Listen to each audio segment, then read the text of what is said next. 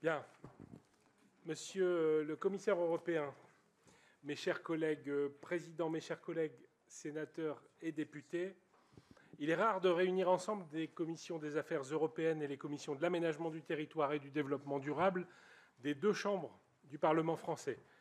Mais il s'agit, monsieur le commissaire, d'une occasion unique d'entendre avant les élections européennes du 9 juin le commissaire en charge d'une priorité européenne majeure, l'adaptation au changement climatique. Nous le remercions d'être venu jusqu'à nous aujourd'hui.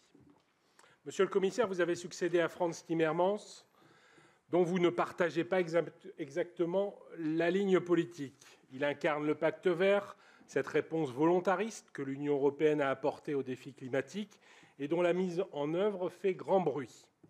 Il s'agit d'un engagement politique majeur pris en 2019 avec le pacte vert. L'Union européenne vise la neutralité climatique à l'horizon 2050, dans le droit fil de l'accord de Paris de 2015. La loi européenne sur le climat est venue ensuite, en 2021, transformer cet engagement politique en obligation contraignante. C'est un point positif, assurément, mais sa déclinaison concrète a pris la forme du paquet législatif Ajustement à l'objectif 55, qui implique une transformation profonde de nos économies et de nos sociétés. Le Sénat s'est positionné à ce sujet par une résolution en avril 2022, élaborée à plusieurs commissions. Le moins que l'on puisse dire, c'est que cette déclinaison des objectifs climatiques de l'Union ne s'est pas faite sans heurts ni critiques. Les critiques ont porté sur la manière dont la Commission européenne entendait conduire le pilotage de la trajectoire qui menait vers cette neutralité climatique à l'horizon 2050. Je rappelle ainsi que le Sénat, à l'initiative de sa Commission des affaires européennes, avait adopté en 2020 un avis motivé sur la proposition de loi européenne sur le climat afin de dénoncer sa non-conformité au principe de subsidiarité. Par cet avis, le Sénat s'opposait à ce que la Commission européenne puisse recourir à des actes délégués pour définir la trajectoire de réduction des émissions de gaz à effet de serre en vue d'atteindre la neutralité carbone entre 2030 et 2050, alors même qu'aucun objectif intermédiaire à l'horizon 2040 n'avait été envisagé.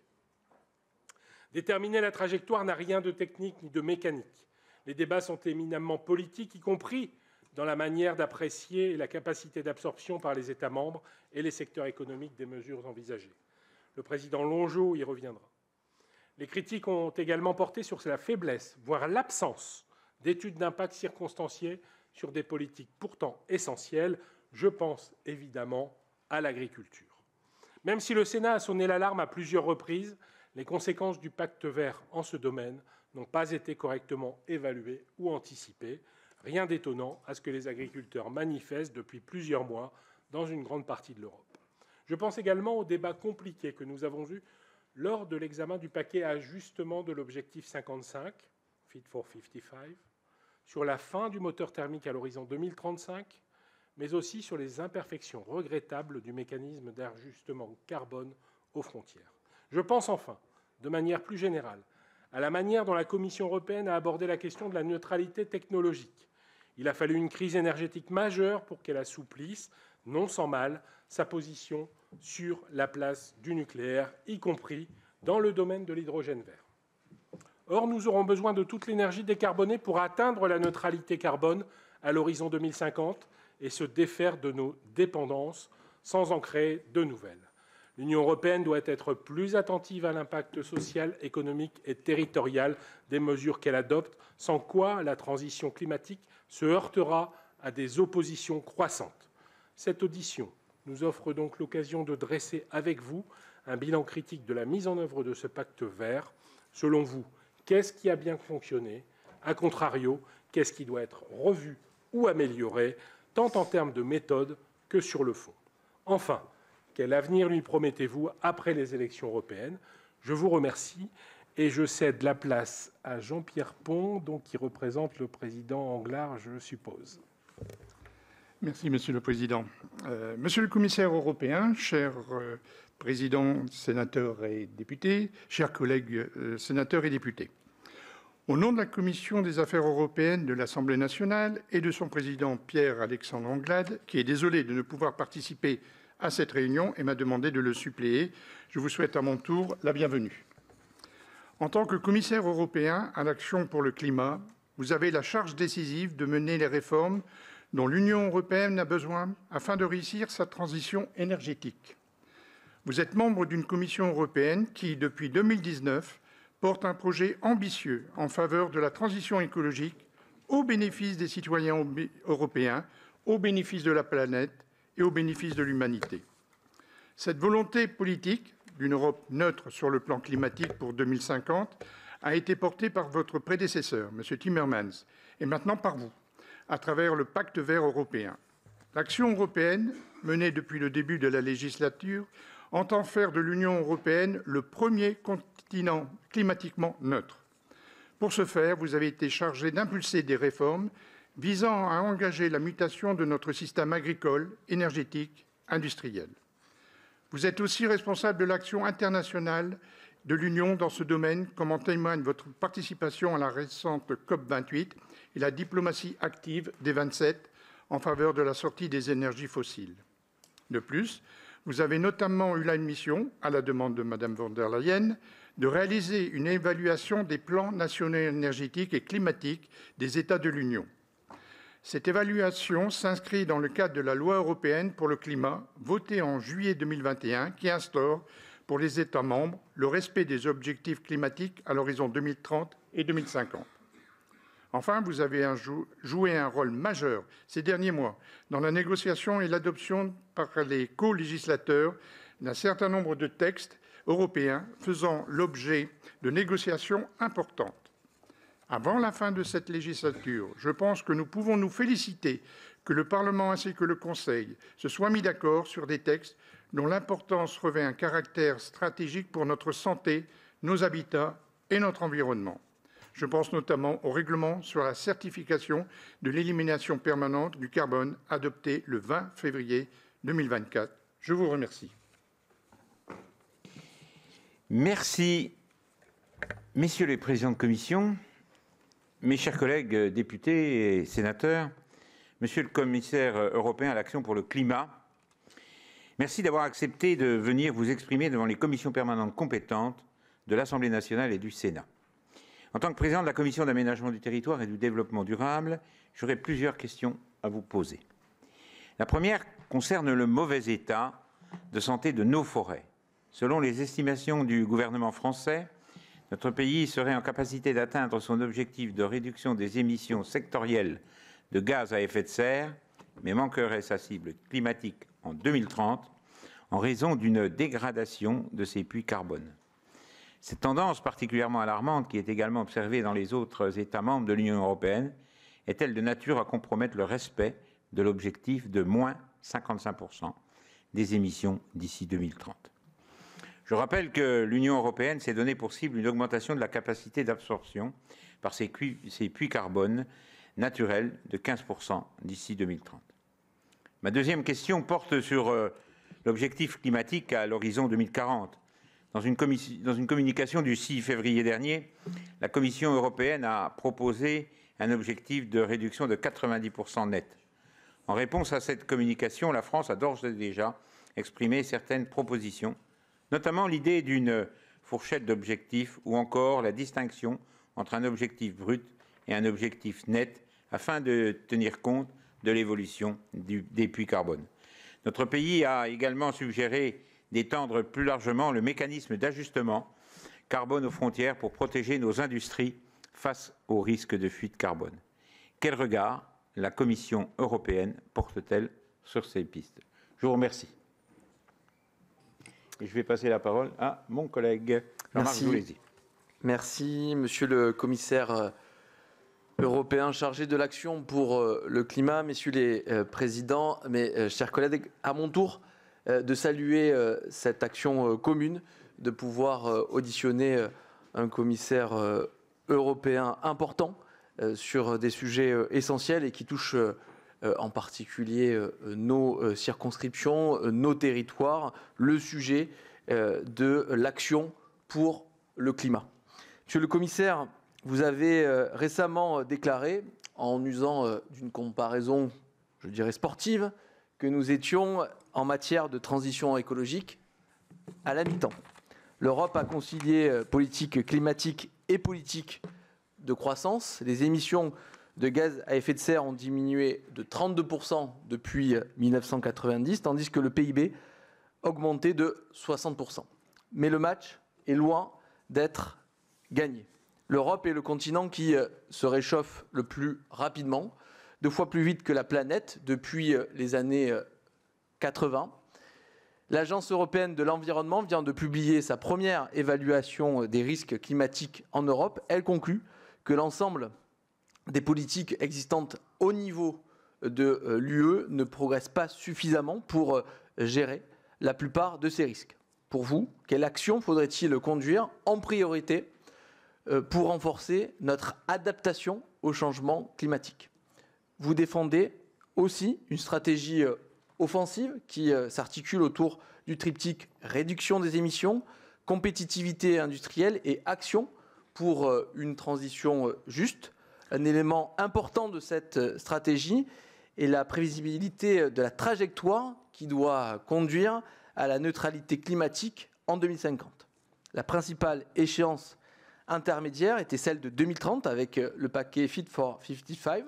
La Commission européenne a recommandé depuis février de réduire les émissions nettes de gaz à effet de serre de 90% d'ici à 2040 par rapport au niveau de 1990, conformément aux engagements pris par l'UE dans le cadre de l'accord de Paris.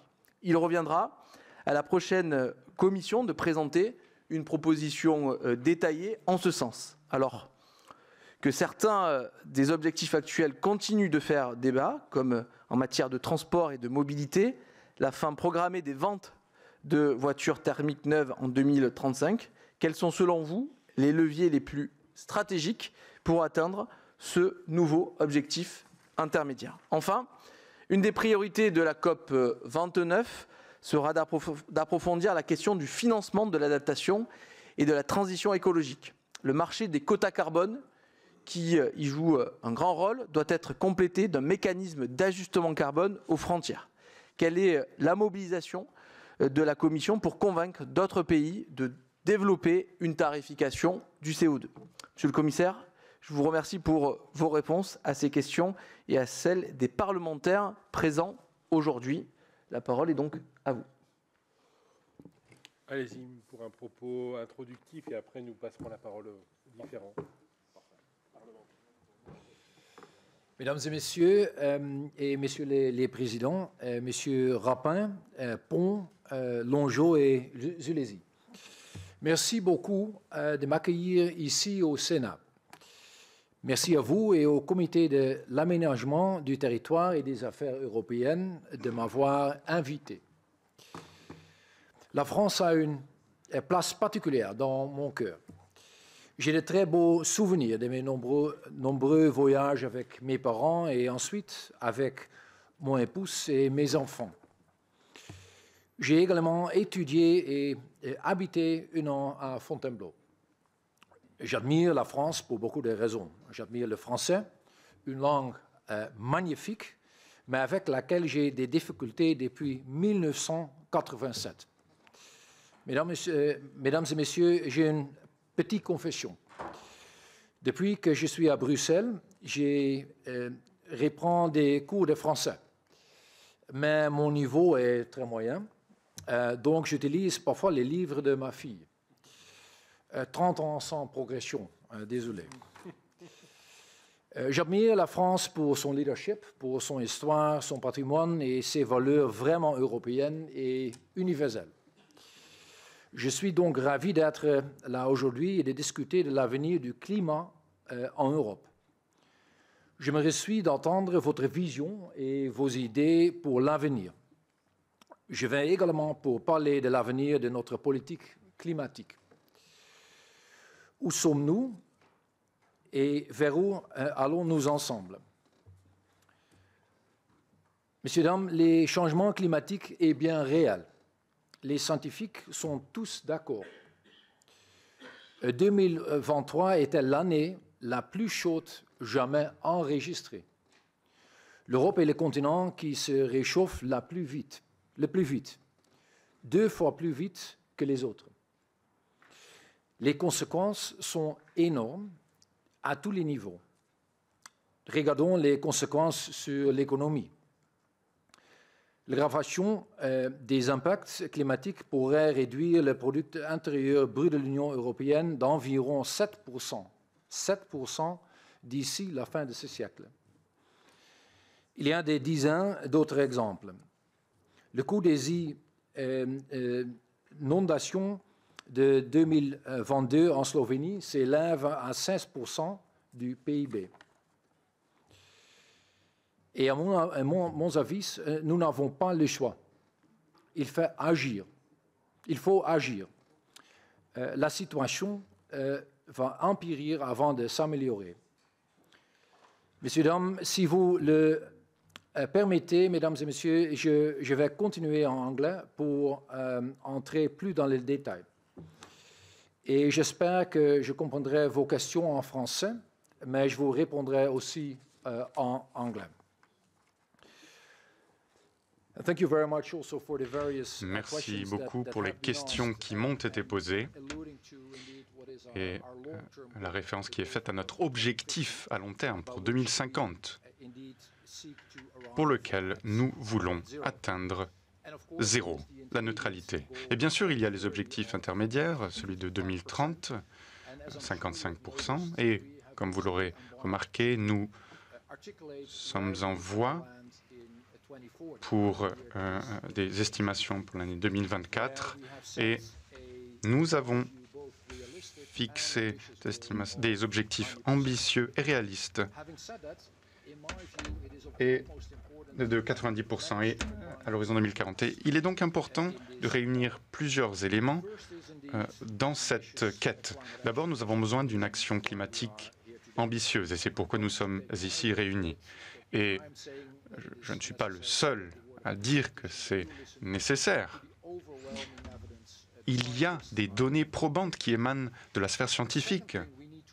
Deuxième élément, nous devons nous assurer que nous protégeons notre compétitivité européenne, qui n'est pas toujours celle que nous voudrions et qui est confrontée à une concurrence déloyale de l'extérieur. Et enfin, si l'on veut nous assurer que la transition s'opère convenablement, elle doit être juste. Voilà les trois composantes qui sont essentielles. Qu'avons-nous atteint jusqu'à présent? Eh bien, il y a la loi européenne en matière de climat, le train de mesures Fit for 55, l'ajustement à l'objectif 55, auquel référence a été faite, et la Commission européenne, le système d'échange de quotas d'émissions est essentiel. Et puis le mécanisme MACF est essentiel, c'est une source. Il y a des sources de financement qui sont très importantes pour ces politiques climatiques. Alors, en 2022, 30 milliards d'euros ont pu être générés pour les États membres, pour des dépenses à des fins d'adaptation climatique, et notamment pour un investissement dans les technologies vertes. Par ailleurs, et c'est une nouveauté mais très importante, nous avons communiqué sur la gestion de risques climatiques. L'atténuation a toujours été la priorité, mais étant donné que le problème est de cette envergure, eh bien, en tant qu'union, en tant que continent, nous devrons en faire davantage pour nous adapter. Et les 27 États membres de l'Union européenne œuvrent à nos côtés. Nous travaillons pour des plans énergétiques et la France s'y attelle avec beaucoup d'efforts et tous les gouvernements présenteront leurs avancées en juin. Beaucoup de réalisations peuvent être notées, il reste encore beaucoup à faire à l'échelle européenne. Et encore une fois, ce qui sera essentiel, c'est une mise en œuvre à l'échelle européenne et à l'échelle nationale et régionale, à l'échelle municipale, dans nos villages. L'action climatique doit aller de pair avec une transition juste et la compétitivité. Alors, bien sûr, beaucoup reste à faire en dehors de l'Union européenne. Si vous prenez les chiffres de nos États membres, seulement 7% des émissions mondiales ont lieu au sein de l'Union européenne. Donc 93% de ces émissions proviennent d'ailleurs. Et évidemment, ces 7%, nous devons lutter contre. Mais le changement climatique ne connaît pas de frontières. Alors, ces 93%, si nous ne faisons rien, donneront lieu à plus d'inondations au sein de l'Union européenne, donneront lieu à d'autres conséquences graves. Et ces conséquences ne vont cesser de s'aggraver. Comme d'autres orateurs et oratrices avant moi l'ont dit, je suis pour davantage de diplomatie climatique. Nous avons besoin de travailler aux côtés des autres acteurs pour nous assurer que nous relevons ce défi. Et un élément clé que nous pouvons faire, c'est qu'en dehors de l'Union européenne, nous fassions la même chose que nous avons fait au sein de l'Union européenne. La tarification carbone, les marchés de carbone, comme celui que nous avons au sein de l'Union européenne, sont l'un des mécanismes les plus efficaces pour relever le défi climatique. En plus de cela, évidemment, il faut éviter les fuites de carbone en dehors de l'Union européenne. Et c'est pourquoi, récemment, nous avons mis en place le MACF, mécanisme d'ajustement carbone, aux frontières. Ensuite, les règles du jeu équitable doivent être de mise. Une industrie qui fonctionne bien, qui est innovante comme celle du solaire, si l'on voit les avancées au vu de la concurrence qu'il y a, eh bien, ce doit être source d'enseignement à tirer. Nous devons faire mieux. Et autre élément important, la COP qui nous attend. La COP de l'an dernier à Dubaï a pour moi été une réussite diplomatique. Alors je suis le premier à l'admettre, nous avons eu la chance, mais deux choses ont été faites correctement. D'abord, nous avons agi en tant qu'Européens. Et ensuite, nous sommes parvenus à nous assurer que la majorité allait dans le sens de plus d'action climatique et que cette majorité, ce que nous avons pu faire, c'est qu'elle a fait entendre sa voix. Et d'ailleurs, ces avancées se font au bénéfice de l'Europe, mais au bénéfice des industries qui s'y trouvent également. Alors, la prochaine COP aura lieu à l'automne en Azerbaïdjan. Elle se concentrera sur la finance et les contributions des Européens et d'autres. Et ce sera un élément central pour une COP plus large l'année suivante au Brésil.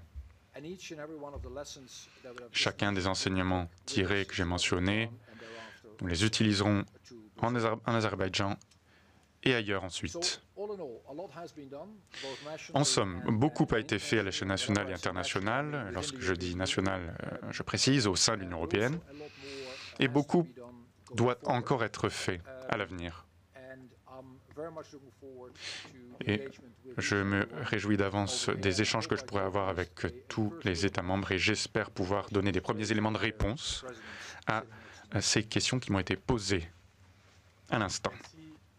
Monsieur le commissaire, donc, nous allons passer à la longue liste. Chers collègues, je vous demanderai de tenir les 2 minutes. Vous êtes tous habitués dans vos assemblées à tenir ces propos. Je n'aime pas faire la police de l'Assemblée, mais on le fera ensemble à 4 voix. Merci. Dernière version. Donc voilà, je propose que chaque président, à la fois au Sénat et à l'Assemblée, puisse donner la parole aux différents membres de leur commission. Alors il y a quelquefois des sénateurs ou des députés qui appartiennent aux 2 commissions, et donc nous nous arrangerons les uns et les autres. Vas-y, je te laisse commencer. Bien, merci Monsieur le Président. Je vais donner la parole à Marta de Cidrac pour 2 minutes. Merci beaucoup, Président. Messieurs les Présidents, Monsieur le Commissaire, L'atténuation du changement climatique et l'adaptation à ses conséquences sont des priorités que plus personne ou presque ne conteste en Europe. L'Europe, c'est désormais une certitude, doit accélérer sa décarbonation, et ce pour des raisons aussi bien environnementales que stratégiques, économiques ou encore sanitaires. Le Green Deal porte à ce titre des ambitions fortes, mais des ambitions conçues avant l'irruption du Covid ou le déclenchement de la guerre en Ukraine, avant les perturbations croissantes sur les chaînes de valeur mondiales, avant l'augmentation des taux d'intérêt, de l'inflation et de l'endettement public. Et si l'on ajoute à ce panorama la pénurie de certains matériaux, de certaines technologies ou de certaines compétences essentielles, il apparaît aujourd'hui clairement que la mise en œuvre du Green Deal s'avérera bien plus complexe qu'anticipé. En effet, à mesure qu'elle progresse, ses défis structurels et son coût économique se précisent, tandis que son acceptabilité s'amenuise. N'oublions pas les craintes toujours vives de nombre de secteurs industriels quant aux modalités finalement retenues pour l'ajustement carbone aux frontières, entré dans sa phase expérimentale il y a 6 mois. Rappelons-nous aussi l'exaspération exprimée il y a quelques semaines par les agriculteurs de toute l'Europe quant aux charges et aux contraintes supplémentaires induites par le Green Deal, tant dans ses volets biodiversité que climat. Et n'évacuons pas les sérieux doutes émis il y a quelques jours par la Cour des comptes européenne quant à la faisabilité de l'interdiction des véhicules thermiques à partir de 2035. Alors que les efforts de décarbonation entrepris par nos principaux partenaires et concurrents internationaux restent parfois très largement en deçà des nôtres, et qu'ils mènent des politiques industrielles, commerciales, technologiques ou fiscales agressives sans préoccupation environnementale, la transition écologique de l'Europe semble en quelque sorte au milieu du gué. Une réévaluation stratégique du Green Deal et de plusieurs politiques européennes semble donc inévitable pour préserver notre planète, Monsieur le Commissaire. Nous n'en avons qu'une. Monsieur le Commissaire, pouvez-vous nous indiquer si, en vue de la prochaine législature, la Commission a d'ores et déjà engagé une réflexion de cette nature? Si oui, pouvez-vous préciser les grands axes d'inflexion ou d'action complémentaire qu'elle envisage pour mieux concilier, d'une part, la haute ambition environnementale que nous devons préserver et, d'autre part, la performance et la souveraineté économique que nous devons impérativement renforcer? Je vous remercie. Monsieur le Commissaire, si vous le voulez bien, nous avons 15 orateurs inscrits. Nous ferons trois séquences de 5 orateurs. Comme ça, vous pourrez répondre progressivement. Ça va ? Ça marche. Merci pour le groupe Renaissance à l'Assemblée nationale. Le groupe, la parole est à Damien Adam. Merci Monsieur le Président, Messieurs les Présidents, Monsieur Hoekstra. Au nom des députés Renaissance de la Commission du développement durable de l'Assemblée nationale, je vous remercie d'être parmi nous aujourd'hui afin de discuter des politiques environnementales européennes. L'action européenne est essentielle pour atteindre la neutralité carbone. Notre continent a une responsabilité particulière en étant le 3e plus grand responsable des émissions de gaz à effet de serre en cumul depuis la révolution industrielle, juste derrière les États-Unis et la Chine. Si nous sommes le 3e contributeur, notre continent est aussi le plus engagé pour résorber les effets de ce que notre développement économique passé a engendré sur le climat. En effet, l'Union européenne a fixé une trajectoire ambitieuse avec une réduction des émissions de 55% d'ici 2030, 90% d'ici 2040 et la neutralité carbone en 2050. Agir pour baisser nos émissions et limiter les effets du réchauffement climatique est un devoir. Depuis les années 80, ça a été rappelé, l'Europe se réchauffe 2 fois plus rapidement que la moyenne mondiale. Nous sommes tout simplement le continent qui se réchauffe le plus vite sur Terre. Cela engendre de nombreux risques que nous subissons avec une occurrence et une gravité de plus en plus fortes. Ce sont des canicules et des extrêmes chauds qui impactent l'état des écosystèmes et la santé humaine, des pénuries d'eau qui ont des conséquences néfastes pour l'agriculture et l'économie, ainsi que des pluies extrêmes, des débordements de cours d'eau ou des submersions littorales. Pour répondre à ces défis et atteindre nos objectifs, l'Union européenne a adopté le Pacte vert durant cette mandature 2019-2024 et qui vise à faire de l'Union européenne le premier continent neutre pour le climat. Pour suivre nos objectifs climatiques et mettre en place un plan cohérent et assurer sa mise en œuvre sans oublier la question des ressources et de la biodiversité, la France a mis en place le secrétariat général à la planification écologique. À l'heure où nous devons rentrer dans la mise en œuvre du Pacte vert et du Fit for 55, ne pensez-vous pas qu'il pourrait être utile pour l'Europe de s'inspirer de cette initiative française pour le déployer à l'échelle de l'Union ? Également, quels sont selon vous les chantiers qui restent à faire aboutir dans la prochaine mandature pour atteindre nos objectifs climatiques ? Je vous remercie. Michael Weber pour le groupe socialiste, écologiste et républicain du Sénat. Oui, messieurs les présidents, monsieur le commissaire, le pacte vert est aujourd'hui assailli de toutes parts l'ambition climatique et environnementale européenne est largement remise en cause par les plus conservateurs. Au regard des négociations des derniers mois, nous ne pouvons d'ailleurs que nous inquiéter du sort réservé aux textes en matière d'environnement et de climat. Et vous l'avez dit vous-même, la situation est préoccupante, elle est reconnue comme telle par l'ensemble des scientifiques. La présidente de la Commission a pourtant annoncé l'objectif ambitieux d'une baisse de 90% des émissions d'ici 2040. Seulement, le rapport de force ne semble pas jouer en la faveur d'un renoncement programmé des investissements dans les énergies fossiles et la réduction drastique de leur usage. Les demandes d'une pause réglementaire surgissent de toutes parts, mais combien de temps cette pause, la pause, peut-elle durer sans mettre en péril l'objectif de neutralité carbone en 2050 et l'avenir même du pacte? À quoi ressemblera donc l'acte 2 du pacte vert? Ne sera-t-il pas vidé de sa substance pour répondre à la peur des industriels d'une perte de compétitivité ou à l'affront d'une partie, notamment du monde agricole, comme on l'a connu, notamment avec les normes environnementales? Par ailleurs, le pacte vert soulève un autre enjeu crucial, celui de la transition juste. Quel accompagnement social le pacte vert garantit-il pour permettre la décarbonation de l'économie? La montée en puissance des marchés carbone sur les énergies fossiles risque de faire monter les prix des énergies et provoquer des troubles sociaux si elle n'est pas doublée d'un accompagnement social à la hauteur. Quels sont les outils qui seront déployés pour assurer une transition socialement équitable? En d'autres termes, peut-on compter sur le pilier social du pacte vert? Merci. La parole pour le groupe Rassemblement national est à Monsieur Marcuot. Merci Monsieur le Président, Monsieur le Commissaire. Une révision de la directive européenne poids et dimension des camions de marchandises autorise depuis mars dernier la circulation transfrontalière des méga-camions de marchandises. Ces véhicules, pouvant atteindre jusqu'à 25 mètres de long et peser 60 tonnes, posent de sérieuses questions en matière de sécurité routière, d'impact sur les infrastructures et de conséquences écologiques. Ces méga-camions, par leur taille démesurée, compromettent la sécurité sur nos routes.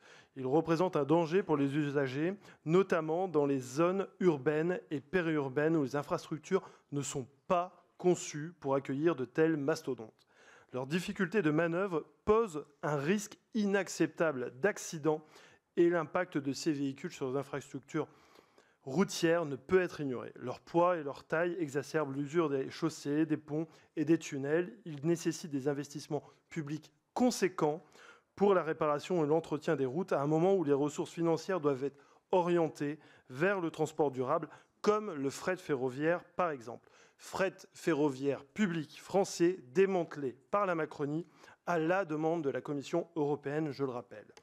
L'argument selon lequel les mégacamions permettraient une réduction des émissions de CO2 par l'optimisation des chargements est une vision à court terme qui occulte la menace réelle pour la stratégie européenne de décarbonation des transports. Encourager le transport routier de marchandises au détriment du fret ferroviaire et fluvial va à l'encontre totale des engagements de l'Union européenne en faveur de la transition écologique. Le développement du fret ferroviaire représente une alternative durable et écologiquement responsable au transport de marchandises. En conséquence, monsieur, avez-vous l'intention de soutenir le fret ferroviaire et laisser aux États qui le souhaitent la possibilité de le faire? Je vous remercie. Merci. Alors, dernier orateur pour cette série de 5, c'est ça. La parole est à Stéphane Demilly pour l'Union centriste. Merci, Monsieur le Président. Bonjour, Monsieur le Commissaire européen.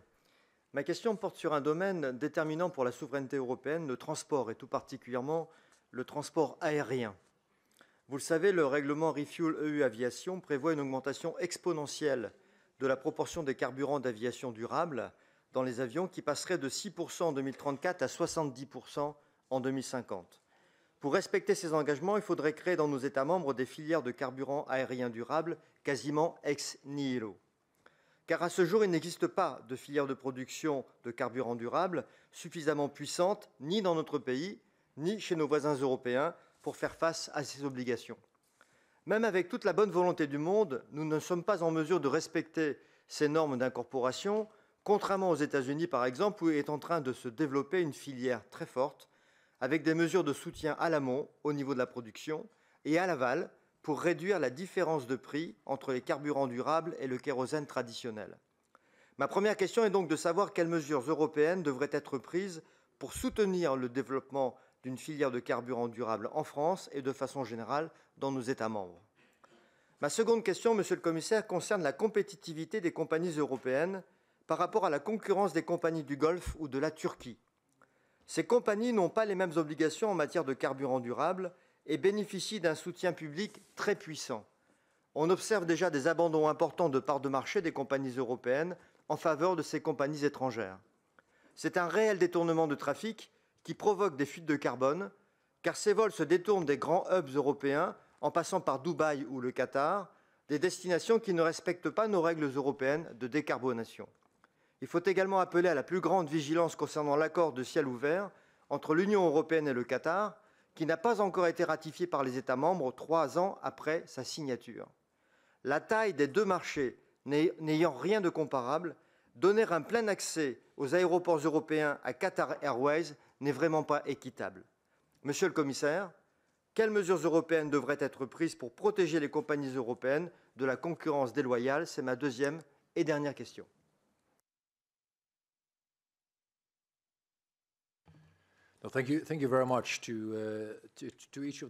Merci, je remercie les 5 orateurs pour leurs questions. Ils ont évoqué différents points et je pense que nous devons pleinement prendre en compte ces différents points-là. De plus, cela montre l'importance de ces échanges à échelle de la Commission, car vous avez évoqué de nouvelles idées et de nouvelles opportunités.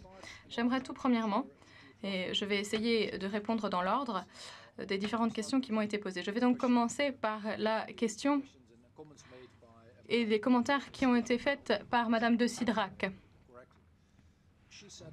Elle a évoqué, d'ailleurs j'aurais dû le souligner dans mon introduction, elle a évoqué le fait que cette transition a été engagée pour les raisons que j'ai citées, donc qui sont liées au climat, à la concurrence, la compétition et la transition juste, mais elle a également souligné les raisons stratégiques, et notamment une raison particulière.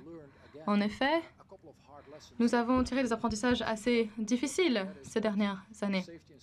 La sécurité n'est jamais garantie, la sécurité n'est jamais gratuite, et donc il nous faut nous améliorer non seulement pour faire en sorte que notre continent est un continent sûr et en sécurité, et il faut également conserver les matières premières critiques et essentielles. Il nous faut faire en sorte d'aller encore plus loin pour atteindre notre autonomie stratégique.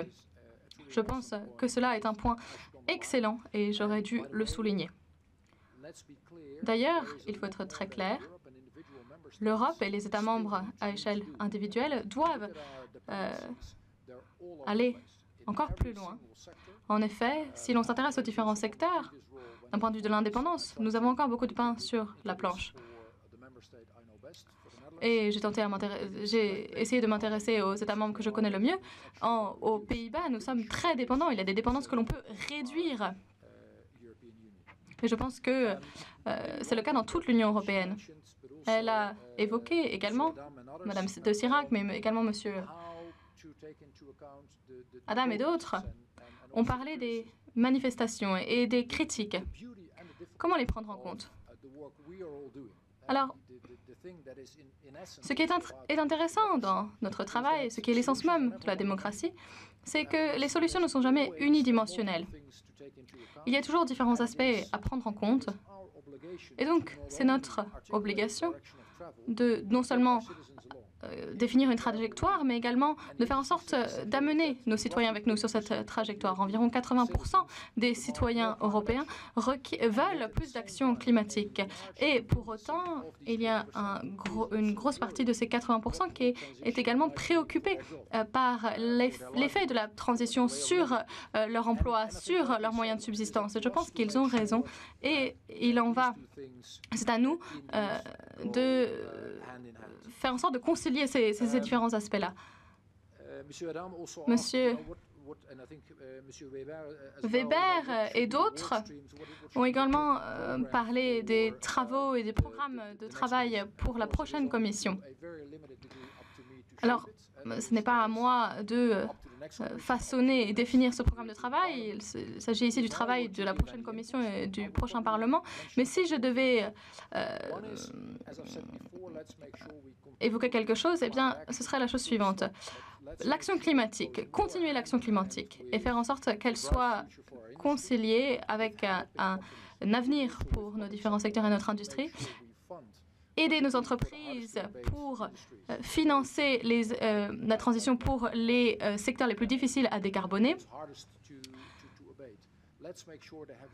En effet, il faut faire en sorte que ces industries-là aient un avenir également et qu'elles soient soutenues. Il faut également faire en sorte que toutes les régions qui font face à des difficultés dans leur transition soient impliquées. On peut citer par exemple les entreprises minières. Elles doivent maintenant complètement changer de business model. Autre point important, les sujets liés à l'international et liés à la diplomatie climatique. Je pense que nous devons aller encore plus loin.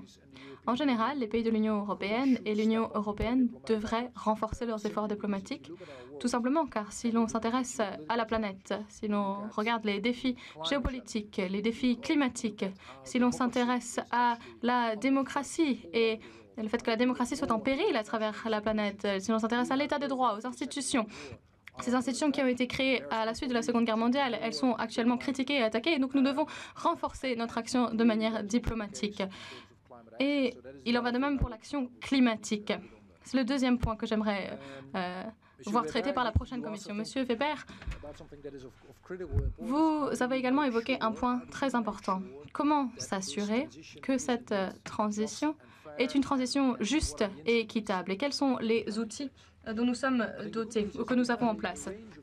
Nous avons différents outils qui nous permettent de rendre cette transition juste. Le fonds d'innovation est un fonds qui nous permet de financer les innovations et donc de financer les emplois et autres. Le fonds social pour le climat, de la voie liée au climat et à l'aspect social. Il y a également le fonds Transition Juste pour aider les régions. Toutefois, si vous me posez la question, et si vous me demandez, est-ce que c'est assez ou est-ce que nous devons mettre en œuvre d'autres instruments, est-ce qu'il nous faut des nouveaux instruments? Bien, peut-être que c'est le cas, mais il est très difficile de prédire la manière dont cette transition va s'articuler. Et en tant que responsable, il nous faut faire preuve d'assez d'agilité et de flexibilité pour changer de vitesse ou changer de rythme si nous devons nous doter de nouveaux outils. Monsieur Marquio, maintenant, a parlé des accidents et des camions sur les routes. Alors, je suis assez d'accord avec ce qui a été dit sur la sécurité routière. Toutefois, je ne connais pas bien ce dossier-là. Vous avez fait référence à une situation particulière. Je ne sais pas si je ne sais pas à quelle échelle se situe ce problème-là. Toutefois, maintenant que nous n'avons plus de frontières au sein de l'Union européenne, je pense qu'il est très facile pour chacun et chacune de voyager sur tout le continent sans avoir à montrer son passeport. Et pour autant, il est très difficile de voyager par train. Je vais vous donner un exemple. Entre donc Amsterdam et Paris, il est très facile de voyager en train en 3 heures. Mais si on va de Amsterdam à Berlin, par exemple, c'est à peu près la même distance. Et pour autant, il faut 2 fois plus de temps. 2 fois plus de temps de voyage. Et donc, il faudrait améliorer l'interconnectivité au sein de l'Union européenne. C'est évident. Enfin, Monsieur Demilly m'a posé une question sur l'aviation, qui est une très bonne question. Et j'aimerais évoquer 3 principes lorsque l'on parle de l'aviation. Le principe pollueur-payeur.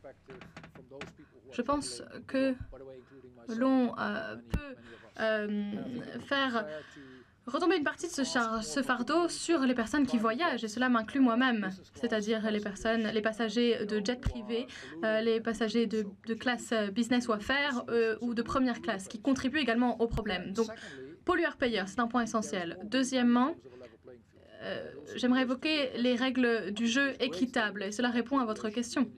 Je pense qu'il est très important d'avoir des règlements et des règles au sein de l'Union européenne, évidemment. Mais les compagnies aériennes européennes nous ont dit qu'il fallait les aider dans cette transition en ayant des règles de jeu équitables. Je pense que c'est assez logique. On ne peut pas être traité différemment si on voyage depuis Dubaï. Troisièmement, je pense qu'il faut aider chaque secteur qui traverse cette transition. Nous pouvons faire certaines demandes, nous pouvons requérir certaines actions. Je pense que les compagnies aériennes devraient s'améliorer et renforcer leur action. Et vous avez également évoqué les combustibles durables. Nous devons aller plus loin en ce sens. Merci. Oui, donc pour le groupe La France Insoumise, de Nouvelle Union Populaire Écologique et Sociale, la parole est à Madame Danielle Obono. Merci, Monsieur le Président. Monsieur le Président, Monsieur le Commissaire. Selon une étude récente de l'Institut Rousseau, nous avons besoin d'investir 40 milliards d'euros d'ici 2050 pour décarboner l'économie de l'Union européenne. Les 3/4 de ces fonds peuvent être sécurisés en réaffectant des dépenses courantes soit superflues, soit préjudiciables au processus de transition.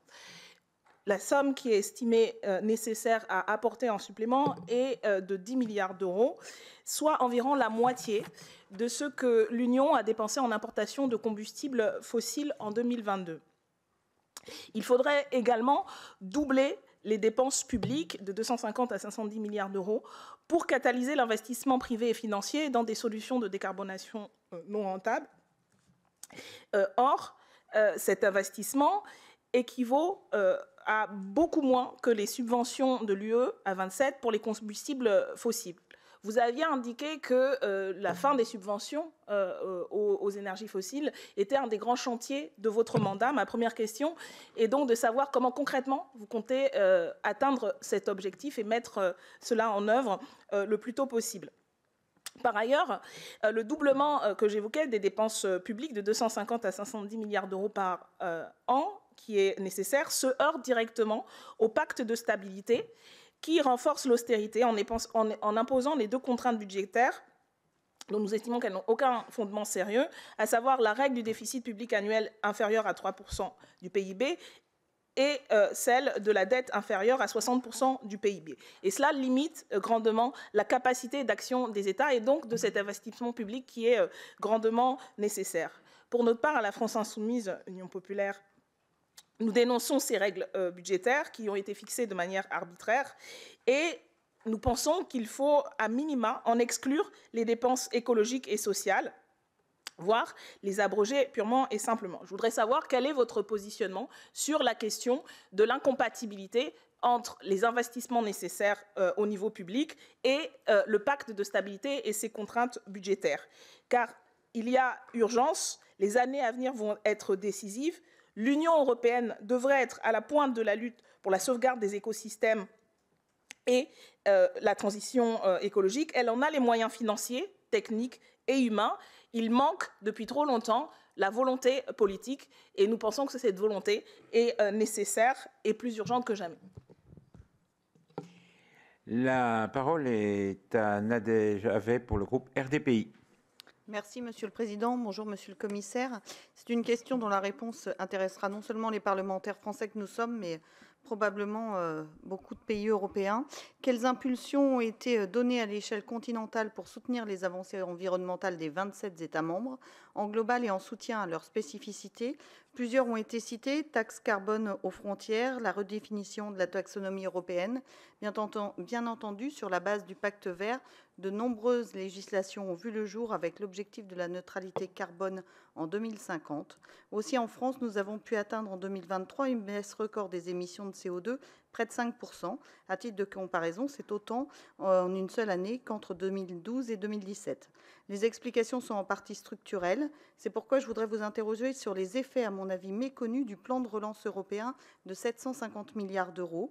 Avec la guerre d'agression russe en Ukraine, avec la situation dramatique du Proche-Orient et avec la baisse du pouvoir d'achat, nous avons mis de côté l'analyse des bienfaits de ce plan de relance, pourtant historique. Les plus de 40 milliards de la part française se déclinent pourtant en multiples projets, tout comme les budgets alloués à l'Italie ou à l'Espagne. Pourtant, cela est vrai, puisque cela était une condition, au moins 37% des dépenses des plans de résilience nationaux doivent être dédiés à l'action climatique et au moins 20% à la transition numérique. Grâce à ce plan, l'Espagne, en 2026, devrait accéder à 80 milliards d'euros de fonds non remboursables, autant en crédit. Cela avait fait dire à la gauche espagnole il y a 3 ans que cet engagement marquait la fin d'une logique néolibérale. Monsieur le commissaire, mesure-t-on déjà les effets de ce plan d'inspiration keynésienne sur les politiques nationales environnementales et avez-vous des exemples concrets à citer dans plusieurs pays? Je vous remercie.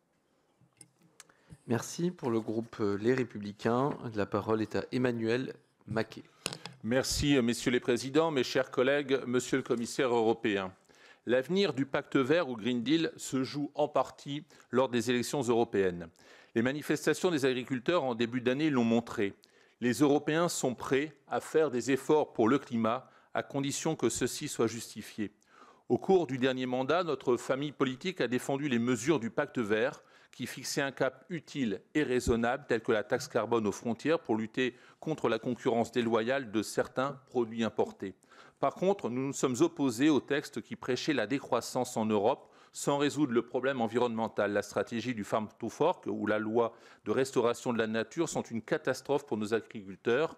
L'interdiction du moteur thermique en 2035, une absurdité pour nos constructeurs, et le soutien renouvelable, un accélérateur de notre dépendance à la Chine.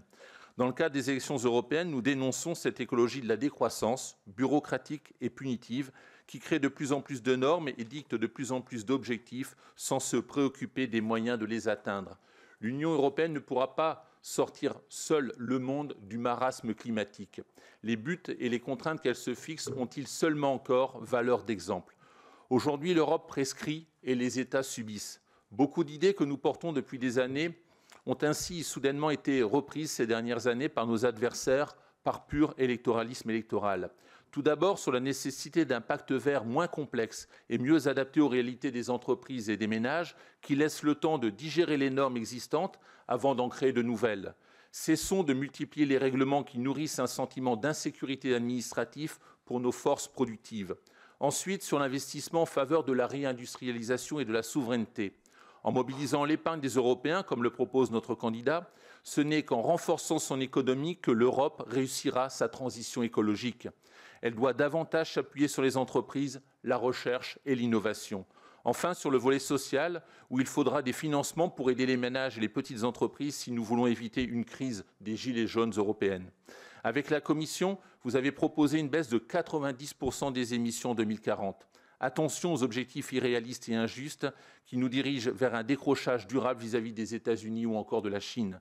L'objectif de neutralité carbone est déjà complexe et ambitieuse. Ne l'alourdissons pas par des fardeaux supplémentaires. Merci. Merci. Pour le groupe communiste républicain citoyen écologiste Kanaki, la parole est à Pierre Barrot.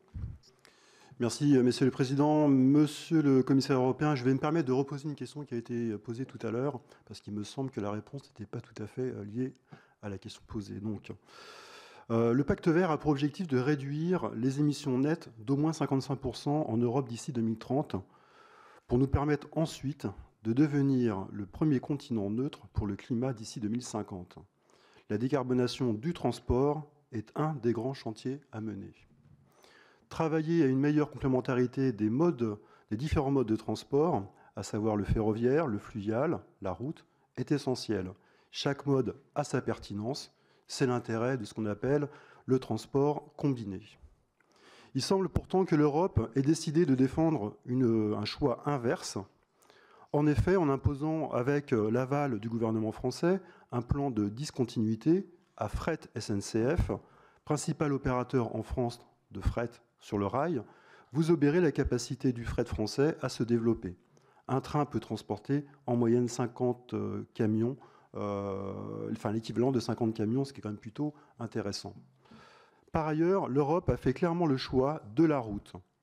Une nouvelle directive européenne adoptée par le Parlement européen prévoit ainsi d'autoriser la circulation des méga-camions, les méga-trucks, pouvant mesurer jusqu'à 25 mètres de long et peser jusqu'à 60 tonnes. Ces méga-camions réduiront certes de 20% les émissions de CO2 par tonne de marchandises transportées, mais ils resteront plus de 9 fois plus polluants que le fret ferroviaire. Par ailleurs, cette décision pourrait engendrer une multiplication des camions sur les routes européennes, comme l'évoquait d'ailleurs le collègue, ce qui aurait pour conséquence une augmentation des émissions de CO2. Le cabinet Independent Fine chiffre cette hausse à 6,6 millions de tonnes de CO2 en plus par an. Ces camions supplémentaires pourront de surcroît continuer à fonctionner au diesel jusqu'en 2035 en France. Et donc ma question, dans toute l'Europe, on risque d'observer un report modal inversé du rail vers la route. Comment espérez-vous atteindre dans ces conditions la décarbonation du secteur des transports, Monsieur le Commissaire? Merci. Pour le groupe Les Indépendants, République et Territoires, la parole est à Pierre-Jean Rochette. Merci, Président. Monsieur le Commissaire, donc effectivement, la Commission européenne a eu le lead sur le Green Deal pour les 5 années qui viennent de s'écouler et pour les 25 prochaines à venir. Alors, je ne sais pas si nous serons là pendant les 25 prochaines à venir pour surveiller, mais nous serons attentifs à l'évolution quand même de toutes ces réglementations qui nous intéressent au premier plan. Dans ma région, dans mon département de la Loire, à la lisière de ce département, il y a un fleuve qui s'appelle le Rhône et qui, lui, est concerné par ce qu'on appelle les PFAS, c'est-à-dire les polluants éternels. Et là-dessus, je sais que le pays que vous représentez, les Pays-Bas, est chef de file sur ce sujet à l'échelle européenne. Et votre commission avait reçu en février dernier une proposition pour interdire ces polluants éternels. Alors nous parlons de 12 000 substances avec des niveaux de dangerosité variables, des alternatives plus ou moins réelles, des industries créatrices et grandes consommatrices et des consommations néfastes, dont des pollutions avec un coût évalué quand même de l'ordre de 84 milliards d'euros par an en Europe. Au sein de l'Union européenne, c'est vrai que nous avons la chance d'avoir un corpus réglementaire qui protège nos concitoyens de pas mal de choses. Et justement, sur ce sujet-là, sur ces polluants éternels, ma question est très simple. Quelle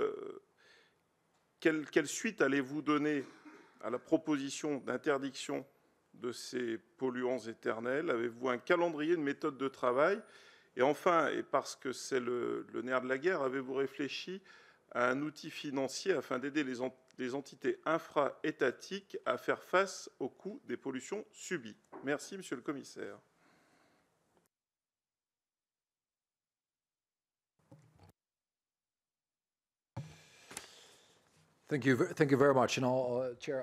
Merci beaucoup. Monsieur le Président, je vais encore une fois essayer de procéder dans l'ordre. Madame Obono m'a posé une question qui est toujours posée à la fin d'un débat politique. Comment va-t-on payer? Comment compenser les coûts? Et c'est une question toujours difficile. En ce qui concerne le climat, nous avons besoin de reconnaître le fait que le secteur public manque de ressources. Nous avons besoin de fonds qui viennent du secteur privé. Et d'ailleurs, nous avons besoin de pays en dehors de l'Union européenne d'en faire davantage. Ceux qui peuvent contribuer devraient le faire, en particulier ceux qui ont eu beaucoup d'avancées et qui polluent également. Donc la responsabilité doit être partagée. Et d'ailleurs, s'assurer d'avoir les prérequis pour des fonds privés pour les primes vertes ou pour des investissements serait une très bonne manière de débloquer des fonds. Alors, le pacte de stabilité et de croissance, les ministres des Finances sont parvenus à trouver un compromis. Et alors, je ne vais pas aller dans le sens contraire de ce qui a été convenu ou de l'objet de ce compromis. Madame Havé, j'espère que je le prononce bien. Vous semblez être assez critique en ce qui concerne les fonds pour la transition verte de ce fonds de relance. Je crois que ce fonds de relance était une très bonne idée et un lien peut être fait entre les fonds reçus et un refaçonnement de nos économies. Et je suis un partisan d'une telle approche. Et puis, vous avez brièvement mentionné l'Ukraine. Je dirais simplement que je suis entièrement d'accord avec n'importe qui dirait que la liberté des Ukrainiens et des Ukrainiennes est en jeu et qu'il en va de bien plus que leur liberté. C'est un enjeu pour l'Europe, c'est un enjeu de crédibilité. Et est-ce que cela doit coûter de l'argent? Eh bien, je dirais absolument. Mais si l'on voit nos dépenses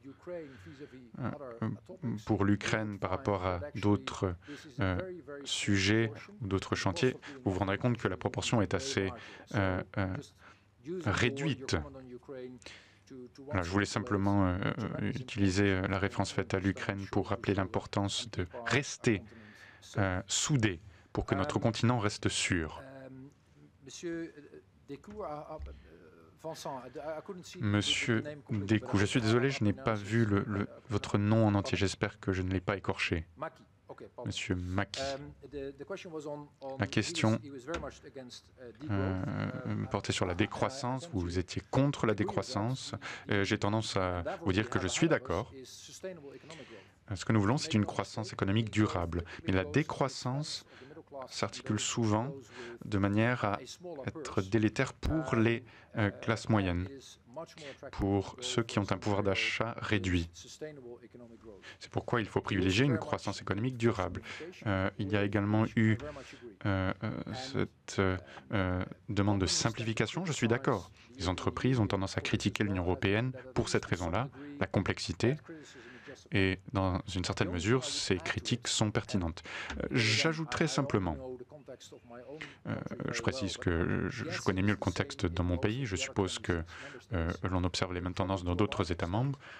Le problème tient de façon générale au fait que l'échelle est nationale. Et nous devons relever ces défis à l'échelle nationale et européenne. Alors ensuite, j'en viens à la question sur le fret ferroviaire. Je vous dirais, monsieur, que personne ne veut un retour du train à la route, mais nous ne pouvons pas exclure des pans d'une solution possible.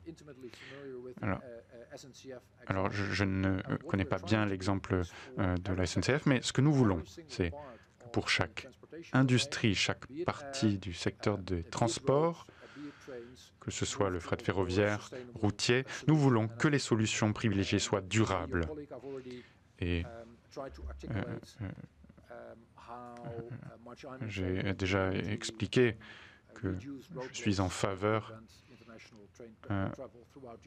de la réduction d'obstacles qui favoriserait des transports durables. Dernier élément, la question de M. Rochette. D'ailleurs, j'adore votre région. J'ai de très bons souvenirs. J'y ai fait du vélo lorsque j'étais plus jeune. Bien, la réponse à votre question sera portée par la prochaine commission. Votre question portait sur un suivi concernant ces polluants éternels. Beaucoup a été fait ces dernières années. Une attention est maintenant accordée aux trajectoires envisageables pour nos sociétés. Je suis certain que nous continuerons de travailler sur cette question-là parce qu'il en va de la santé de nos concitoyens. D'ailleurs, le débat aux Pays-Bas ressemble beaucoup à ce que vous décriviez. Alors, c'est un débat dans tous les pays. Il n'y en a pas un qui s'en sort mieux que l'autre, en quelque sorte. Et nous espérons que davantage de mesures pourront être mises en place. Merci. Merci. Pour le groupe Horizon, la parole est à Anne-Cécile Violent. Merci, Monsieur le Président. Messieurs les Présidents, Monsieur le Commissaire européen, chers collègues, merci tout d'abord aux collègues sénateurs de leur accueil dans leur belle maison. Alors, au nom des députés Horizon et apparentés, Monsieur le Commissaire, je voudrais tout d'abord vous remercier pour votre présence aujourd'hui et votre action pour le climat. Je souhaiterais aborder plus particulièrement le mécanisme d'ajustement carbone aux frontières, élément essentiel du Green Deal voté l'an dernier par le Parlement européen. Cet outil indispensable pour penser notre trajectoire de réduction carbone. Évidemment, ce mécanisme est un des piliers du Green Deal qui vise à réduire d'ici 2030 les émissions de l'Union européenne de 55% par rapport à 1990. Une première question sur cet objectif réduction. Comment voyez-vous l'alignement des États membres sur cet objectif et pensez-vous possible d'être encore plus ambitieux et peut-être de le relever à 60 ou 65%? S'agissant du mécanisme d'ajustement, donc depuis 2023, octobre 2023, il est en phase test, il doit entrer en vigueur en 2026. Alors je ne développerai pas les nombreuses questions que cet instrument suscite chez les industriels, et notamment l'obligation de se plonger dans une paperasse importante et complexe à l'heure de la simplification, mais plutôt une préoccupation que vous avez évoquée, celle de développer des outils justes et équitables. Alors, comment éviter les effets de bord, notamment les contournements possibles, les inéquités, les distorsions de concurrence de ce mécanisme? Je souhaite évoquer à ce titre les travaux de mon collègue Horizon Henri Alfandari sur la question de l'extension de ce mécanisme, justement sur les produits finis et semi-finis. Cette substitution de produits finis aux matériaux de base couverts par le mécanisme dégradera mécaniquement la compétitivité des entreprises du secteur aval. Que pensez-vous de cette recommandation d'étendre le plus rapidement ce mécanisme aux produits finis? Et puis, une dernière question, comment penser cette trajectoire de montée en puissance européenne? Alors, peut-être que plus encore qu'une harmonisation de la tarification, est-ce qu'on pourrait penser cette tarification en termes de territorialisation compte tenu de la spécificité de nos États membres? Je vous remercie. Pour les sénateurs, donc pour le groupe Écologie, Solidarité et Territoire, Mathilde Olivier. Mathilde, c'est à vous. Merci, messieurs les présidents, monsieur le commissaire, merci pour votre présence. Aujourd'hui, 6 limites planétaires sur 9 sont dépassées, des limites qui conditionnent la capacité de l'humanité à habiter sur cette planète. Les ravages du dérèglement climatique sont bien là et ça n'ira pas en s'arrangeant. L'écologie, l'environnement, le climat sont des sujets foncièrement européens et sous la pression des mouvements climat, des écologistes qui se sont mobilisés aux 4 coins de l'Europe, ils ont pu être mis au cœur de l'agenda européen ces dernières années. La législature passée pouvait être celle de l'action contre la crise climatique. Pourtant, main dans la main avec nos gouvernants français, vous semblez vouloir désormais ralentir, voire même reculer. Recul sur les nouvelles explorations fossiles, recul sur la restauration de la nature, recul sur le glyphosate et sur les pesticides. Pourtant, l'heure doit être à une Europe qui fait face à l'enjeu du siècle avec force et ambition. Il y a quelques semaines maintenant, la présidente de la Commission européenne s'engageait enfin en faveur de la loi de restauration de la nature, alors que cela faisait des mois que le Parlement l'avait interpellée. Ce soutien arrive bien tard et met en danger cette loi, alors que le consensus trouvé est maintenant remis en cause par plusieurs pays. Cette loi, elle est essentielle à la fois pour la protection de la biodiversité, mais aussi pour tenir nos objectifs de réduction des émissions. L'état de la biodiversité est alarmant, alors que dans l'Union européenne, 81% des habitats naturels sont en situation critique et plus de 1500 espèces menacées d'extinction. Alors comment comptez-vous maintenant avancer sur cette loi essentielle ? Et puis en parlant de réduction des émissions, certains domaines restent à la traîne. C'est ce que montre notamment un rapport récent de la Banque mondiale sur les émissions de l'agroalimentaire, alors que sous couvert de souveraineté alimentaire, la Commission a abandonné sa stratégie de la ferme à l'assiette. Quel est votre bilan des politiques de l'Union européenne pour une réduction des émissions de CO2 dans l'agroalimentaire et quels combats devront être portés en la matière par le prochain exécutif de la Commission européenne? Et en parlant de souveraineté, pouvez-vous nous faire un bilan des évolutions des importations d'engrais russes dont nous restons dépendants et qui par ailleurs sont 50 à 60% plus émetteurs de CO2 que les engrais produits en Europe? Les reculs de l'exécutif européen sur nos normes environnementales et objectifs climatiques, sous couvert d'augmenter notre souveraineté alimentaire, sont, on le voit, pour le moins contradictoires, tant d'un point de vue géopolitique, en augmentant notre dépendance aux engrais russes, que du point de vue environnemental et climatique. Nous espérons que les prochaines majorités au Parlement européen et l'exécutif européen changeront de cap et reviendront à la raison. Monsieur le commissaire, l'écologie est un combat pour notre génération, pour les générations suivantes, et ce combat, Mathilde, nous devons le mener au niveau européen. Alors, toujours pour le Sénat, Ahmed Laouejd, pour le groupe Rassemblement démocratique et social européen. Merci, Monsieur le Président, Messieurs les Présidents, Monsieur le Commissaire européen, chers collègues. Nous le savons, l'Union européenne est entrée dans une nouvelle ère d'approvisionnement en énergie décarbonée. L'agression russe contre l'Ukraine a mis en lumière la dépendance de l'Europe au gaz russe, une fragilité instrumentalisée par le Kremlin qui a conduit à une hausse démesurée des prix de l'électricité. Avant cela, la politique énergie-climat de l'Union européenne avait fait des progrès notables, impulsés par la crise de la Covid. L'adoption du plan de relance européen en a partie comblé le déficit d'investissement public vert. Accélérés par l'agression russe, les Européens se sont accordés pour une sortie rapide des énergies fossiles et se sont mis d'accord sur un cadre réglementaire qui rehausse les objectifs de déploiement des énergies renouvelables. Malgré cela, il n'y a pas d'ambition commune sans un budget commun de la zone euro. Comme l'avait rappelé en 2018 le président français Emmanuel Macron, en tant que ministre des Finances, vous vous étiez opposé à cette idée de budget commun. L'actualité internationale marquée par de multiples ingérences publiques et étatiques contre les intérêts de l'Union européenne ne nécessite pas la mise en place d'une politique budgétaire commune plus ambitieuse pour nous donner les moyens de prévenir les prochaines crises. Alors que la présidente de la Banque centrale européenne, Christine Lagarde, a récemment évoqué la nécessité d'un nouvel emprunt européen pour financer la transition, quelle est votre position aujourd'hui en tant que commissaire en charge de l'énergie et du climat? Sans cet emprunt, quels devraient être, à votre avis, les objectifs stratégiques des institutions européennes afin de soutenir très concrètement la mise en œuvre du Green Deal européen? Monsieur le commissaire, je vous remercie de vos réponses.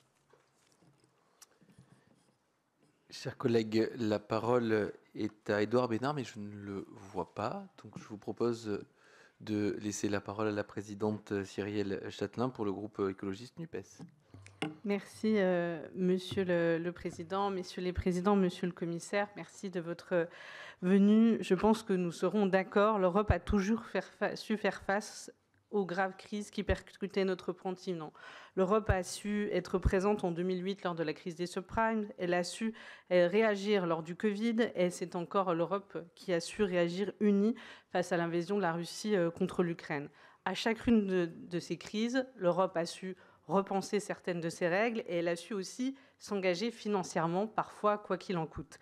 Alors, Monsieur le Commissaire, ma question est très simple. Elle prolonge celle de notre collègue Ogono et celle du collègue qui a parlé juste avant moi. Où est le quoi qu'il en coûte européen pour faire face au plus grand défi que l'humanité n'ait jamais eu à relever, à savoir le défi climatique? Nous avons un besoin financier pour atténuer notre impact sur l'environnement. Notamment, votre engagement, Monsieur le Commissaire, est de réduire au minimum les gaz d'émissions à effet de serre de 90% d'ici à 2040. Ça demande des changements structurels en matière énergétique, de sortie des énergies fossiles, en matière de rénovation des logements, de développement des renouvelables. Ces besoins, ils sont estimés entre 620 à 1000 milliards supplémentaires chaque année d'ici à 2030. Ce sont des moyens supplémentaires nécessaires pour accompagner les ménages dans cette transition. Et enfin, ce sont des moyens nécessaires pour s'adapter sur des impacts qui sont déjà là. Vous le savez, perte de production agricole, inondations, sécheresse.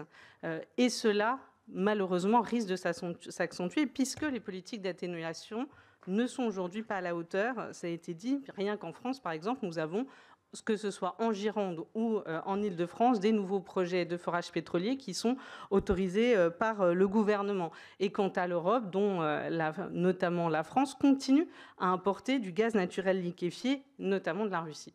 Donc aujourd'hui, nous ne sommes pas sur la trajectoire de réduction de 90% de nos gaz à effet de serre. Donc, Monsieur le Commissaire, vous aviez un peu répondu sur les moyens d'un peu aller chercher, réorienter les moyens privés, mais je pense que la question de comment est-ce qu'on mobilise aussi l'argent public et de l'argent européen pour faire face à l'ensemble de ces défis de la manière la plus forte possible pour que l'Europe soit encore de nouveau à la hauteur, je pense que c'est possible et j'aimerais avoir des précisions sur la manière dont on peut aller chercher cet argent. La parole est à Lisiane Métayer du groupe Renaissance. Merci, Monsieur le Président, Messieurs les Présidents, Monsieur le Commissaire. Le transport maritime représente aujourd'hui 3% des émissions carbone mondiales et en Europe, c'est 85% de nos marchandises qui s'échangent par la mer. C'est pourquoi le secteur s'est engagé à atteindre d'ici 2050 la neutralité carbone. Le gouvernement français a signé le 28 mars 2024 un pacte vélique destiné à soutenir la conception et la production de systèmes performants pour la propulsion de navires par le vent. Cette initiative s'inscrit dans le cadre des engagements de la France pour décarboner le secteur maritime. Avec le Green Deal, l'Union européenne se mobilise pour accompagner la transition bas carbone. Une taxonomie verte est mise en place pour identifier et soutenir les investissements vers des activités économiques soutenables. Bien que prometteuse, la filière vélique souffre d'un manque de soutien à l'échelle européenne, ce qui tend à restreindre l'accès au financement européen pour les entreprises. Dans le règlement délégué 2021-2139 sont fixés les critères permettant de déterminer à quelles conditions une activité économique peut être considérée comme contribuant substantiellement à l'atténuation du changement climatique ou à l'adaptation à celui-ci. Alors que la filière vélique propose des solutions concrètes à la décarbonation à travers le recours à l'énergie renouvelable, du vent, les navires à propulsion vélique ne sont pas éligibles à la taxonomie verte car leurs émissions de CO2 à l'échappement ne sont pas à zéro. De ce fait, quelles initiatives pourraient être mobilisées par la Commission européenne pour accompagner le développement industriel de la filière vélique et poursuivre ainsi la décarbonation du secteur maritime? Donc je précise, je suis d'une circonscription maritime où nous avons beaucoup de sociétés qui travaillent sur le sujet. Je vous remercie. La parole est à Pierrick Berthelot du Rassemblement national. Merci, Monsieur le Président. Commissaire Hoekstra, je vous remercie pour votre venue et pour le temps que vous nous accordez en cette commission. Je suis navré de vous sembler répétitif, mais mon intervention portera sur le même sujet que ma collègue sénatrice de Siderac. J'aimerais aborder avec vous l'interdiction des ventes de véhicules thermiques neufs dès 2035 au sein des États membres. Cela souligne le degré de préoccupation que cette interdiction procure aux Français. En effet, les Européens n'auront pas d'autre choix que celui de la voiture électrique ou à hydrogène s'ils souhaitent acheter un véhicule neuf. Cependant, il y a quelques semaines, la Cour des comptes européenne a publié un rapport qui compromet l'application de cette interdiction. Les principales raisons de décrédibilisation étant le manque de feuilles de route au sujet des carburants alternatifs et surtout la faiblesse de l'Union européenne sur le marché de la voiture électrique. En effet, seulement 10% de la production mondiale de batteries est basée en Europe, contre 76% basée en Chine. Cette dernière problématique était bien connue, puisque l'Union européenne réalise une enquête afin de déterminer si les subventions accordées aux constructeurs de voitures électriques chinois respectent bien les réglementations européennes en termes de concurrence. De notre côté, quelques subventions européennes ont été récemment votées, par exemple 902 millions d'euros en faveur de l'Allemagne afin d'y construire une usine de batterie, ou bien encore 600 millions d'euros accordés à l'usine Vercor pour son implantation dans le Dunkerquois. L'argument d'une telle mesure, on l'a bien compris, est le climat. Or, il ne faut pas perdre de vue qu'une des missions principales de l'Union européenne devrait être le progrès économique et social de ses membres. Il n'est pas envisageable de sacrifier l'indépendance et la puissance économique de l'Europe sur l'autel du zéro CO2. Vous n'êtes pas sans savoir que l'Europe est déjà très dépendante de pays tiers concernant certaines ressources. Il ne faudrait pas aggraver la situation. En conclusion, c'est le quotidien de 27 pays et de 447 millions de personnes qui s'en retrouvera négativement impacté, sans compter le poids du coût de l'installation des bornes de chargement au travers de toute l'Europe, et encore, il faut que cela soit de façon uniforme pour être effectif. Pour ces diverses raisons, le Parti populaire européen a annoncé qu'il fera son possible pour retarder l'interdiction, 2035 n'étant pas une date décemment envisageable. On est donc en droit de se demander comment la Commission européenne pour le climat a pu prendre acte d'une telle interdiction avec autant de faiblesse dans les perspectives de réalisation. Quelles sont les mesures qui seront prises afin de rendre votre objectif raisonnablement atteignable, le tout sans affaiblir et rendre dépendante l'Europe face aux géants que sont la Chine et les États-Unis? Je vous remercie.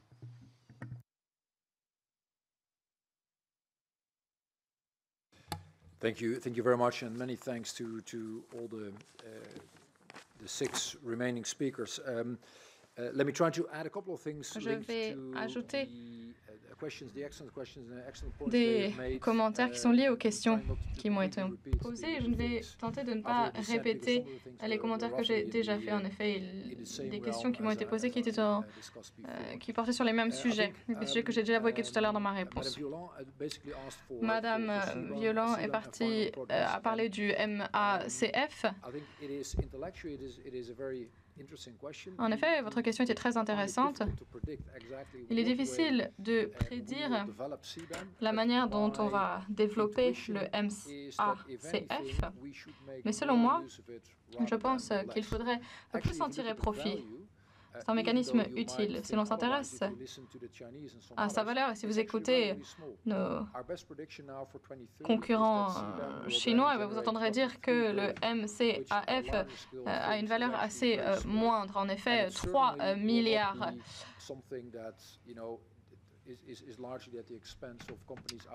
Et ce ne sont pas seulement les entreprises en dehors de l'Union européenne qui vont payer cela.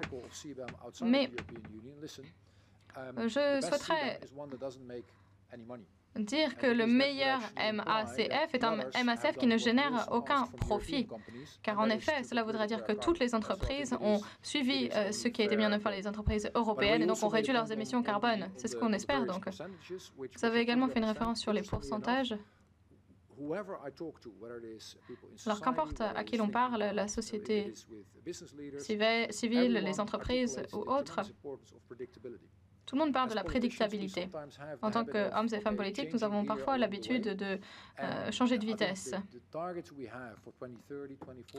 Et donc nous avons des cibles pour 2035, 2030, 2040, 2050. Ce sont des cibles ambitieuses et les États membres peuvent aller au-delà.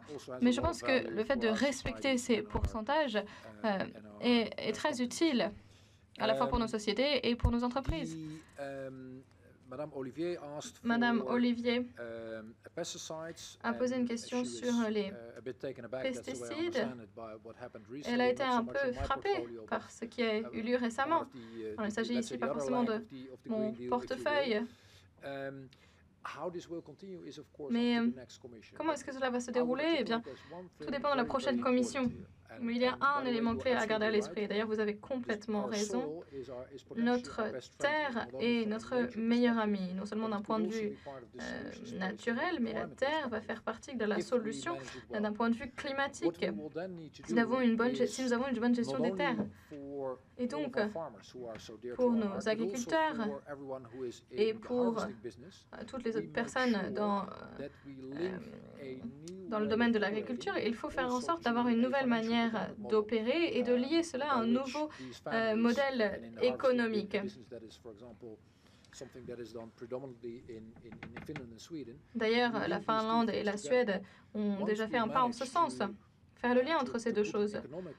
Et une fois que l'on arrivera à mettre sur pied un modèle économique et que ce modèle économique sera directement lié aux solutions fondées sur la nature et le climat, je pense que nous serons sur la bonne voie. Ce seraient donc mes conseils pour la prochaine commission. Puis, les deux autres orateurs ont parlé de l'aspect financier. Monsieur Lawage,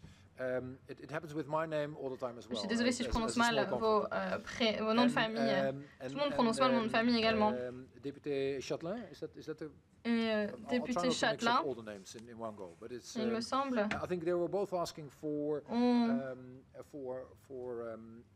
ont posé une question sur l'investissement. Et je pense que cela est très lié à ce que j'ai dit tout à l'heure. En général, l'argent européen devrait être directement fléché pour nos priorités clés. La géopolitique, nos économies, l'intelligence artificielle et l'innovation, le climat, l'environnement. En effet, il s'agit ici de domaines dans lesquels nous devrions investir. Et il faut aussi parler du plan de relance. 30% étaient directement rattachés au climat. Et il faut également débloquer plus d'argent du secteur privé. Et cela est très vrai pour pour l'Union européenne, mais également pour le reste du monde. On ne peut pas financer cette transition qu'avec de l'argent public. Et même si l'on dépensait plus d'argent public dans ces domaines, d'ailleurs je suis en faveur de cela, mais il faut dépenser cet argent avec grande sagesse, car ce ne s'agit pas ici de l'argent de l'Union européenne, mais l'argent des citoyens de l'Union européenne, d'entreprises qui ont généré cet argent. Et donc, ce serait l'argent que l'on devrait, au bout d'un moment, rembourser. Je suis complètement d'accord avec le fait de se tourner vers les domaines de l'avenir, mais je pense qu'il est bon de se concentrer sur le manque de financement privé. Puis,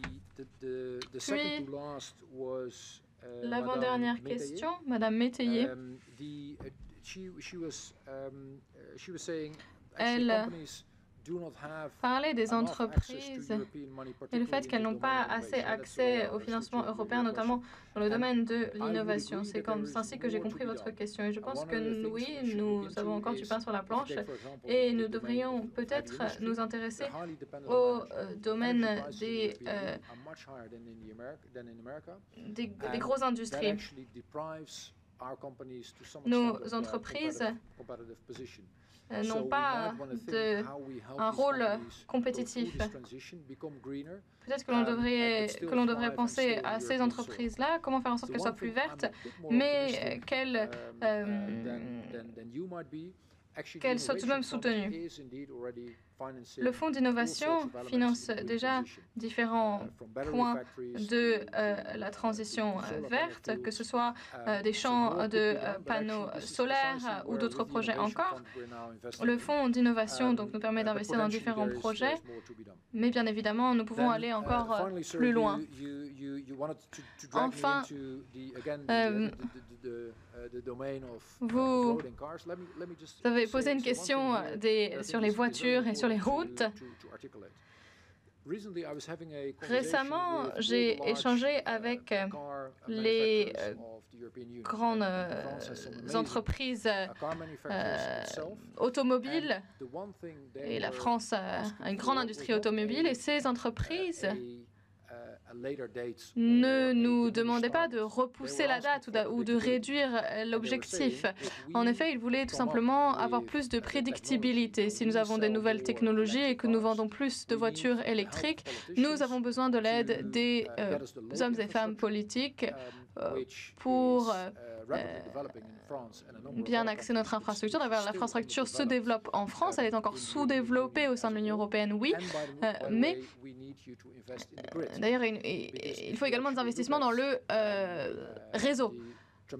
Car si l'on s'intéresse à l'électrique, non seulement dans le domaine des voitures, le réseau doit être réellement renforcé à l'échelle de l'Union européenne pour permettre cette transition électrique.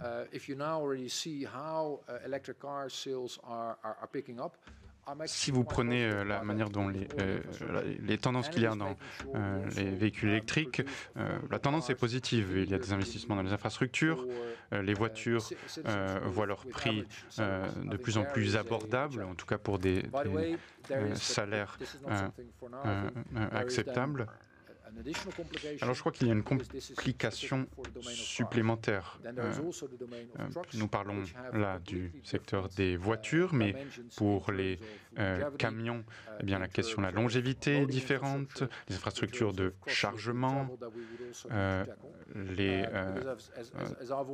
transferts d'un pays à l'autre. Bon, une voiture, ça s'achète avec son porte-monnaie, un camion, ça s'achète avec une calculatrice. Merci, voilà, c'est tout ce que je voulais dire. Merci. Beaucoup, monsieur le commissaire. C'était vraiment intéressant d'avoir les échanges. Et puis, vous avez vu avec la diversité politique aujourd'hui que doit considérer la France et le Parlement en particulier. Merci de vos réponses. Tout n'est pas toujours facile. Je sais que vous n'avez pas réponse à toutes les questions et surtout celles qu'on vous demande pour le futur, sachant que nos élections européennes sont pour début juin. Donc, il y aura un autre temps après et j'espère vous revoir après, pourquoi pas. Merci et merci beaucoup. C'était un grand honneur d'être ici avec vous et j'espère à la prochaine.